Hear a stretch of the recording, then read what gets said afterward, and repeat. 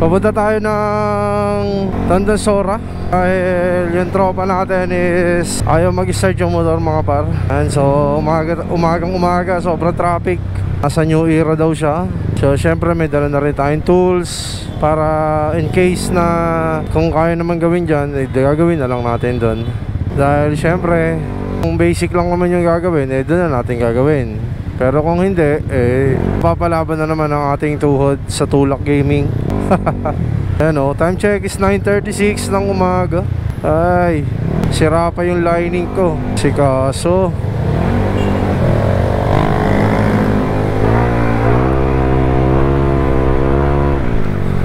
Ay, nako, pag ang pangit na talaga ng lining, hindi na makatak ng maayos. So, papalit tayo pagbalik ng shop para meron tayo bagong lining. Lakas kasi mga ng clutch bill ko eh. Kita kasi na tayo sa Tandansora sa tropa natin na i-rescue natin mga par. Let's go!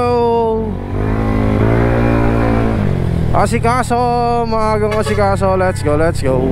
Mga par, so bali nandito na tayo sa Tandansora sa may New Era. So hanapin na lang natin si Boss Mark dahil ayaw nga mag-start ng kanyang Aerox B2 mga par. So asikaso tayo ngayong umaga dito for the rescue, si Marvin Vlogs. Let's go, let's go.